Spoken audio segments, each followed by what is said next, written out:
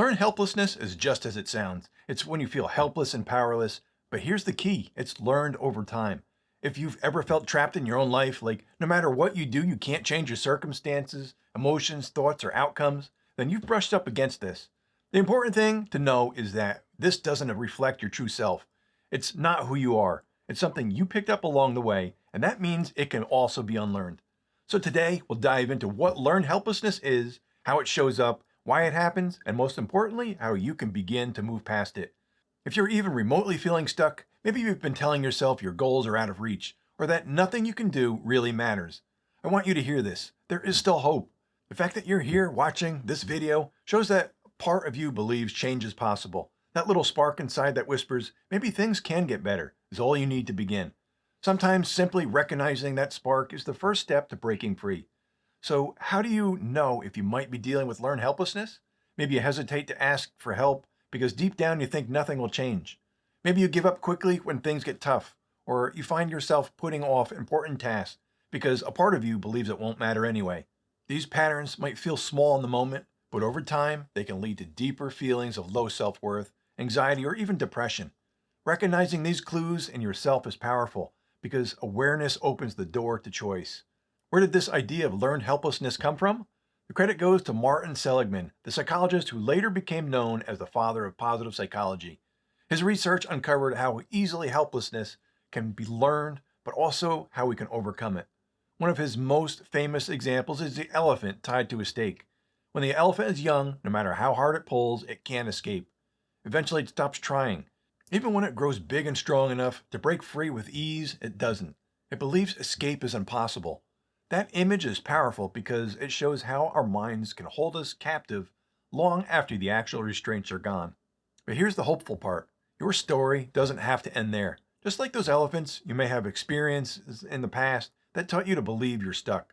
Maybe it was a strict, controlling environment when you were growing up, where you weren't allowed to explore or make choices. That kind of childhood can create a belief that nothing you do matters, but beliefs can be challenged. Seligman offered a powerful antidote to helplessness, something he called learned optimism. This is about training your mind to see challenges differently, so you can move from feeling powerless to feeling capable. At the core of this idea is your focus of control. People who feel helpless often believe life is happening to them, outside of their control. But those who shift toward optimism recognize they do have influence. They don't control everything, but they understand they have choices, and that choice is where power begins.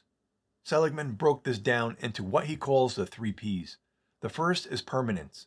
Optimistic people see challenges as temporary, not permanent. They live by the mindset of, this too shall pass. When something goes wrong, they remind themselves it won't last forever.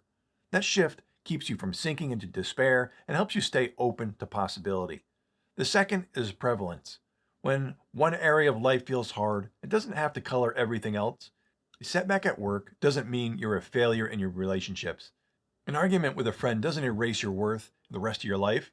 Optimists see struggles as isolated, not all-encompassing, which gives them room to keep moving forward in other areas.